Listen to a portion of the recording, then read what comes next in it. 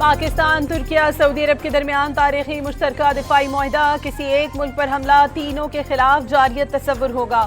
وزیر اعظم شہباز شریف، سعودی ولی عہد شہزادہ محمد بن سلمان اور ترک صدر رجب طیب اردوان نے مکہ دفاعی معاہدے پر دستخط کیے۔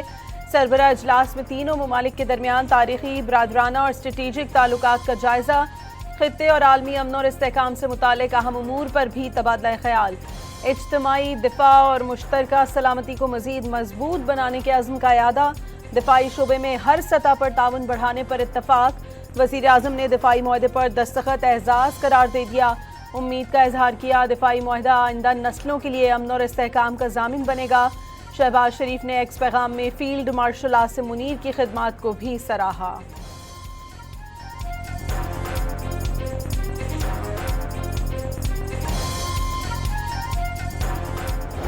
پاکستان، سعودی عرب اور ترکیہ کے درمیان طے پانے والا دفاعی معاہدہ کسی ملک کے خلاف نہیں۔ ترکیہ کے صدر رجب طیب اردوان کا سوشل میڈیا پر پیغام، خطے میں امن اور خوشحالی اور استحکام کے خواہش مند دیگر ممالک کو بھی معاہدے میں شمولیت کی دعوت دے دی۔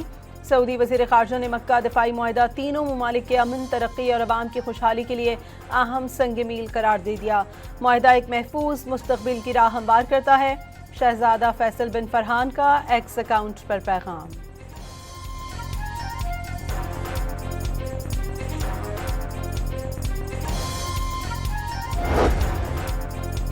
اسلامک تعاون تنظیم اور خلیج تعاون کونسل کا پاک، ترکیہ اور سعودی عرب کا مکہ دفاعی معاہدے کا خیر مقدم۔ مکہ ایگریمنٹ خطے اور پوری مسلم دنیا میں سلامتی اور استحکام کے فروغ کے لیے ایک بنیادی ستون کی حیثیت رکھتا ہے۔ سیکریٹری جنرل OIC حسین ابراہیم طہا کا رد عمل، یمن، فلسطین اور صومالیہ نے بھی معاہدے کو اجتماعی سلامتی اور دفاعی تعاون کو مضبوط بنانے کی جانب تاریخی قدم قرار دے دیا۔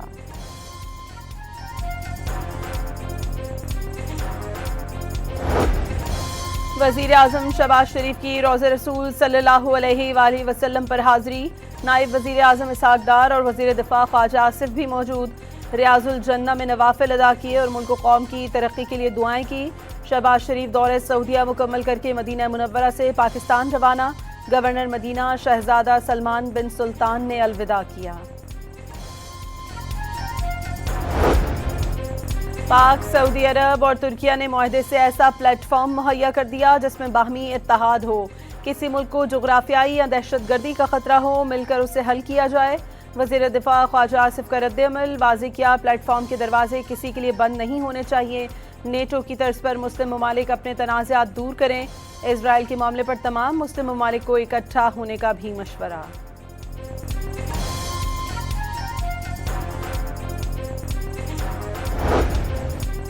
صدر مملکت کا مکہ مشترکہ دفاعی معاہدے کا خیر مقدم، تینوں ممالک کے درمیان معاہدہ خطے، عالمی امن اور سلامتی اور استحکام کے لیے اہم پیش رفت قرار دے دیا۔ تاریخی معاہدہ مشترکہ دفاعی صلاحیت کو مضبوط بنائے گا۔ اہم پیش رفت ممکن بنانے میں وزیر اعظم اور فیلڈ مارشل کا کردار قابل ستائش ہے۔ صدر آصف زرداری کا پیغام، وزیر اعلیٰ پنجاب نے تینوں ممالک کے درمیان معاہدہ خطے میں امن کے لیے فیصلہ کن موڑ قرار دے دیا۔ مریم نواز کا تینوں ممالک کی قیادت کو خراج تحسین، تینوں ممالک کے درمیان مشترکہ دفاعی معاہدہ عالمی امن کی ضمانت ہے، مکہ معاہدے نے نئی تاریخ رقم کر دی، وزیر اعلیٰ سندھ کا پیغام۔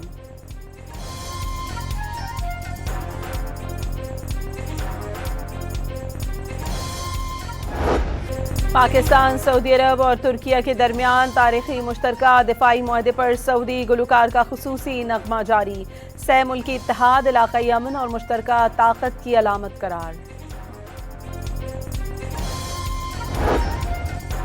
مکہ دفاعی معاہدے کے بعد ریاض کا کنگڈم ٹاور سعودیہ، پاکستان اور ترکیہ کے پرچموں سے جگمگا اٹھا۔ دفاعی معاہدے کی خوشی اور برادرانہ تعلقات کے اظہار کے لیے کنگڈم ٹاور کو تینوں برادرانہ ممالک کے پرچموں سے روشن کیا گیا۔ ریاض کی سڑکیں بھی پرچموں سے سج گئیں۔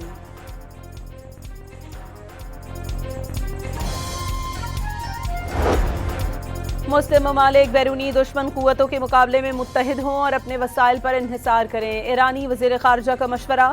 عباس عراقچی نے کہا، ایرانی مسلح افواج نے دنیا کی مہنگی ترین عسکری قوت کے مقابلے میں اپنی طاقت دکھائی۔ مسلم ممالک متحد ہوں تو ہر بیرونی عناصر کے درپیش چیلنج کا مقابلہ کر سکتے ہیں۔ نائب ایرانی وزیر خارجہ کا خطے میں امن لوٹتے ہی خلیجی ممالک سے سیکیورٹی پر بات چیت کا عندیہ۔ کاظم غریب آبادی نے واضح کیا ایران پر مسلط جنگ میں صرف چند حملے براہ راست خلیجی ریاستوں سے کیے گئے تھے جبکہ زیادہ تر حملے امریکہ نے کیے تھے۔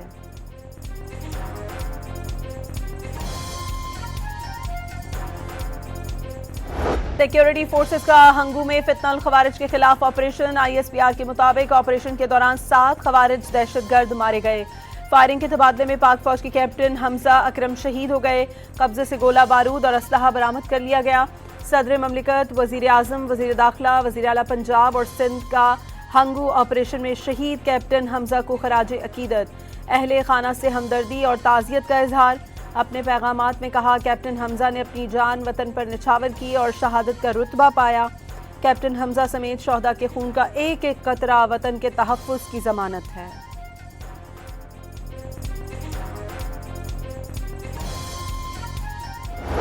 بلوچستان میں آپریشن رد الفتنہ 3 کے تحت کمبلا اور عاصم آباد میں کارروائیاں۔ سیکیورٹی ذرائع کے مطابق آپریشن میں فتنہ الہند کے 3 دہشت گرد ہلاک اور 4 زخمی ہوئے۔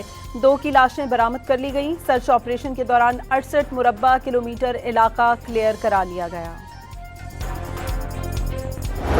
کراچی کے نوجوان تاجر میر رضا کی سوسائٹی قبرستان میں قبر کشائی کا عمل جاری۔ پولیس سرجن ڈاکٹر سمیہ آج رکنی بورڈ کی سربراہی کر رہی ہیں۔ میر رضا کے اہل خانہ، وکیل اور پولیس کی بھاری نفری بھی موجود۔ گزشتہ روز میڈیکل بورڈ پر ورثاء کے اعتراض کے بعد قبر کشائی مؤخر کی گئی تھی۔ دیگر سیمپل کے ساتھ ساتھ DNA سیمپل بھی لیا جائے گا۔ گن پاؤڈر اور تشدد کے نشانات کے لیے بھی دیگر شواہد حاصل کرنے کے لیے لاش کے مختلف حصوں سے سیمپلز لیے جائیں گے۔ پولیس سرجن ڈاکٹر سمیہ کی صحافیوں کو بریفنگ۔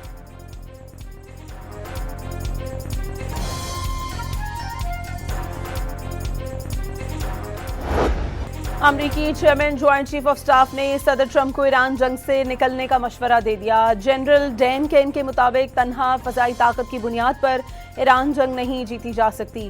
جنگ بڑھانے کے فوجی آپشن کا الٹا نتیجہ نکلنے کے خدشات کا بھی اظہار۔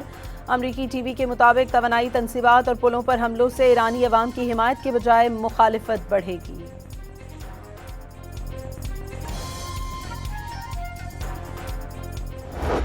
آبنائے ہرمز پر ایران اور عمان کے درمیان پیش رفت ہو رہی ہے۔ جلد ڈیل کی توقع ہے۔ امریکی عہدیدار کے مطابق جیسے ہی بغیر رکاوٹ کمرشل شپنگ کی بحالی کا اعلان ہوگا، امریکہ ایرانی بندرگاہ کی ناکہ بندی ختم کرے گا۔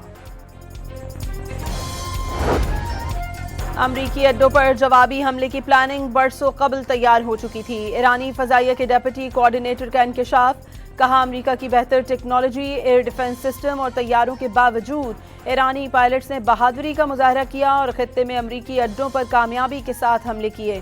بریگیڈیئر جنرل مسعود جعفری کے مطابق شیراز ایئر بیس سے اڑ کر سینٹ کام کمان پر بمباری کی گئی، جو بغیر GPS اور INS سسٹمز کامیابی کے ساتھ انجام دیا گیا، جس پر امریکہ اور اتحادی حیران رہ گئے۔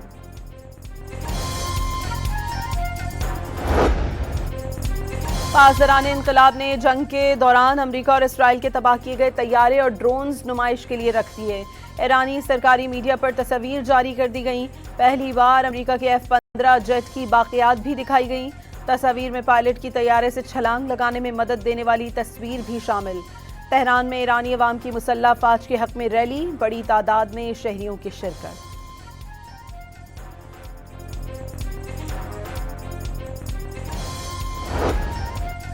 یورپ میں امریکی فوجی آپریشنز کے کمانڈر لیفٹیننٹ جنرل چارلز کوسٹینزا کو عہدے سے ہٹا دیا گیا۔ فوری طور پر برطرفی کی وجہ نہیں بتائی گئی۔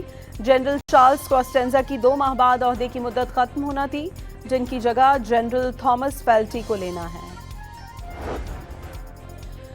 امریکہ نے دبئی کی کرپٹو ایکسچینج کمپنی پر ایرانی پاسداران انقلاب کی مدد کرنے پر پابندی لگا دی۔ کمپنی پر ایرانی سینٹرل بینک کی وساطت سے کروڑوں ڈالر کی کرپٹو کرنسی منتقل کرنے کا الزام۔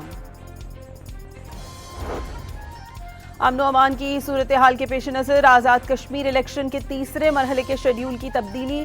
10 اگست کو پہنچ کے صرف 4 حلقوں میں پولنگ ہوگی۔ ترجمان الیکشن کمیشن کے مطابق بقیہ 7 حلقوں میں پولنگ کا شیڈیول بعد میں جاری ہوگا۔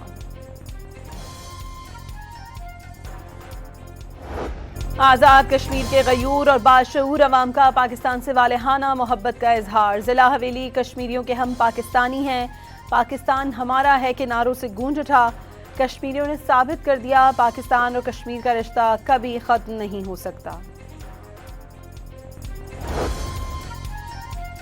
ہر سال یوم آزادی پر چہرے بے مقصد نہیں چمکتے۔ آزاد زمین کی آزاد فضاؤں میں پاکستان کا پرچم فخر سے لہراتے ہیں۔ جنہوں نے لازوال قربانیاں دے کر آزاد اور روشن پاکستان عطا کیا، انہیں سلام پیش کرتے ہیں۔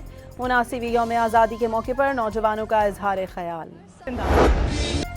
ملک بھر میں آزادی کے جشن کی تیاریاں، شہر شہر سبز پرچموں اور بیجز کی خریداری زور و شور سے جاری۔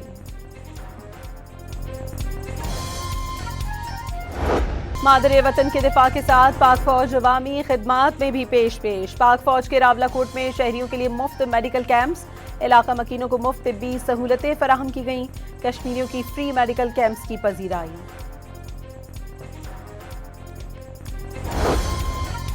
ISPR کے زیر اہتمام سمر انٹرنشپ پروگرام کے تحت چیئرمین وابڈا کی طلبہ کے ساتھ خصوصی نشست۔ لیفٹیننٹ جنرل ریٹائرڈ محمد سعید کا نوجوان نسل کے لیے کردار سازی، مقصد حیات، سماجی خدمت اور قائدانہ صلاحیتوں کی اہمیت پر تفصیلی اظہار خیال۔ ملک بھر کے 21 اسٹیشن سے شریک 6150 سے زائد طلبہ اور طالبات نے شرکت کی۔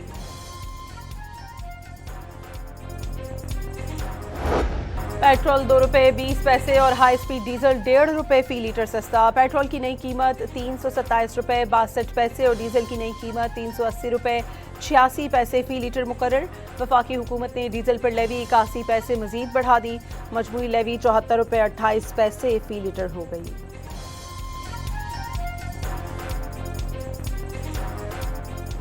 جماعت اسلامی کا 9 اگست کو لاہور میں وزیر اعلیٰ ہاؤس کی طرف مارچ کا اعلان۔ دیگر صوبوں میں گورنر ہاؤسز پر دھرنے ہوں گے۔ سسٹم نے اپنی ناکامی کا اعتراف کر لیا۔ حافظ نعیم الرحمان کا قرطبہ چوک پر پیٹرولیم لیوی کے خلاف دھرنے سے خطاب۔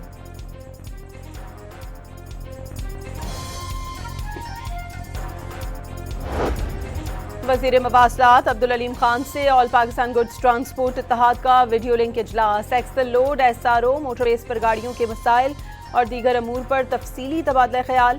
عبدالعلیم خان کی گڈز ٹرانسپورٹ کے جائز مطالبات فوری ماننے کی یقین دہانی۔ گڈز ٹرانسپورٹرز کے وفد کو پیر کو اسلام آباد بلا لیا۔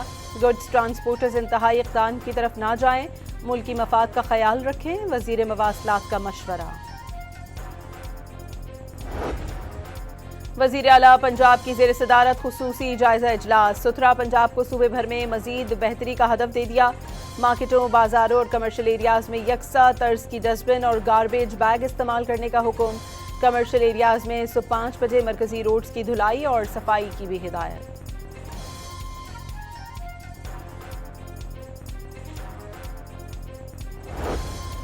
کراچی کے سہراب گوٹ ایدھی سینٹر میں ڈکیتی کا مقدمہ درج۔ 65 لاکھ سے زائد رقم بینک سے نکلوائی۔ اس دوران 2 موٹر سائیکلوں پر سوار 4 ملزم پیچھا کرتے ایدھی سینٹر پہنچ گئے۔ ملزمان نے ڈکیتی کی اور فرار ہو گئے۔ FIR کا متن۔ راولپنڈی کے لنڈا بازار کے نالے میں ڈوبنے والی 5 سالہ بچی کی تلاش کے لیے آپریشن تیسرے روز بھی جاری۔ ترجمان ریسکیو کے مطابق آج مری بریوری کے قریب پوائنٹ سے سرچ آپریشن کا آغاز کیا گیا۔ ریسکیو ٹیمیں مری بریوری سے آگے نالہ لئی کے نشیبی حصوں میں لائن سرچ، بوٹ سرچ اور کناروں کی تلاشی میں مصروف ہیں۔ تمام دستیاب وسائل بروئے کار لاتے ہوئے آپریشن جاری۔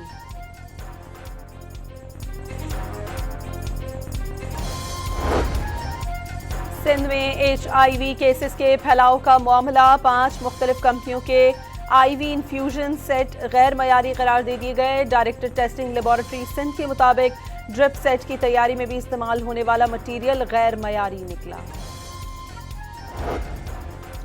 قومی ٹیسٹ اسکواڈ ویسٹ انڈیز سے 2 ٹیسٹ میچز کی سیریز کھیلنے کے بعد انگلینڈ کے لیے روانہ ہو گیا۔